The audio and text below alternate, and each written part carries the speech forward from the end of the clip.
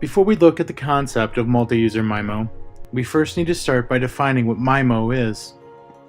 MIMO, which stands for multiple input, multiple output, is in a range of technologies used to multiply the capacity of a wireless connection without requiring additional spectrum by using the horizontal and vertical polarities of the radio wave, each carrying a separate data stream to transmit and receive data.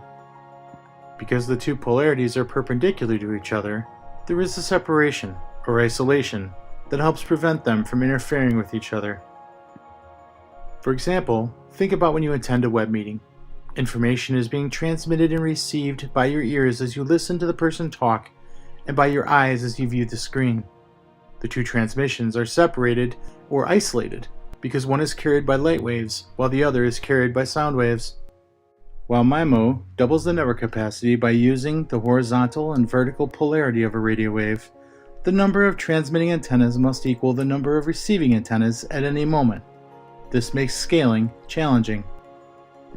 This is where MU-MIMO comes in. MU-MIMO, which stands for multi-user MIMO, isolates the traffic of each subscriber, allowing them to transmit and receive concurrently between multiple subscribers.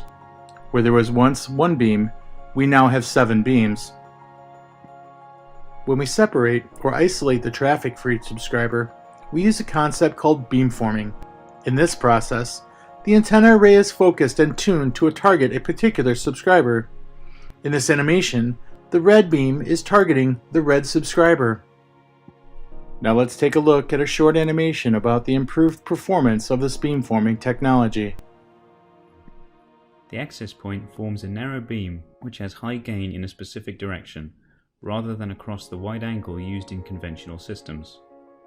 This narrow beam points towards the subscriber the access point wants to receive data from, intersecting with the subscriber's beam and receiving its data, whilst at the same time mitigating interference from interferers.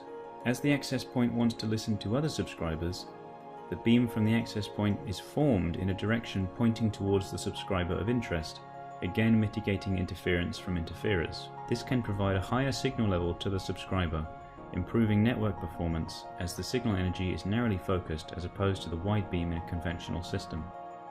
The goal of beamforming is to allow as many concurrent transmissions possible on the same wireless spectrum by using spatially separated radio beams. As you can see, each beam is targeting a specific subscriber is much narrower than the normal beam from the AP, enabling multiple beams to be used concurrently without any interference. But how does the beam know which subscriber is which? If there are a lot of subscribers in the area, wouldn't it get confused? This is where channel sounding comes in. The radios are always talking, but how does the base station know which subscriber is actually doing the talking? Channel state information, known as CSI, enables the base station to be able to distinguish between subscribers. And while it is not unique, you can think of each subscriber as having its own fingerprint that the base station uses for identification. But wait, does having more beams really improve performance? If we look at the beam itself, because it's narrow, the areas normally covered by higher modulation are extended, increasing throughput for those at the edge of the coverage area. This allows people who used to be frustrated by their throughput to be much happier. As a result of this technology, MU-MIMO provides a large boost in sector capacity by incorporating a highly advanced signal processing, beamforming, and channel sounding techniques that gives the user a higher throughput and a better overall experience.